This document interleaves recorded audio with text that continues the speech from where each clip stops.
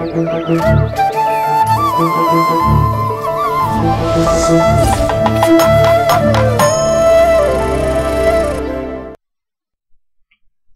படங்கள்ல அதிக புகைமூட்டத்திற்கு ஆளான படம் கபாலி தான்.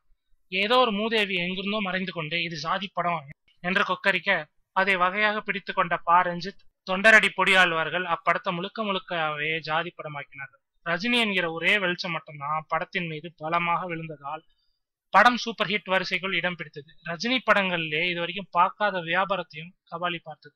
அது போதாதா, பாட்ஷாவுக்கே பாட்டு இல்லாத நிலையில இந்த கபாலிக்கு பாட்டு கனவை ஏற்றிவிட்டது ஊரும் உலகம். அட இது நல்லா இருக்கே என்ற முடிவோடு கபாலி 2-ஐ தயாரிக்க களமிறங்கியது அதே டீம். அதற்கான வேலைகளை ஒரு புறம் கடுமையாக பார்த்து வருகிறாராம் பா ரஞ்சித். யாருக்கு இந்த படத்தை தயாரிக்கும் வாய்ப்பை வழங்குவது என்கிற பிடி ரஜினி வசம் அல்லவா இருக்கிறது. பலவாறு ஆராய்ந்த ரஜினி, ஏன் அத்தனை செல்வமும் வேறொரு இடத்தில் ஸ்டோர் ஆகணும், அதுவே தன் மருமகன் வசம் வந்தால் சீரும் சிறப்புமாக இருக்குமே என்று எடை போட ஒரு சுப தினத்தில் அதற்கான வேலைகளை முடக்கியும் விட்டதாக பரப்புகிறது கோடம்பாக்கம். எனவே தனுஷின் ஒன்றபார் நிறுவனம் தான் கபாலி 2-ஐ உருவாகும் என்பது இப்போதைய நிலவரம்.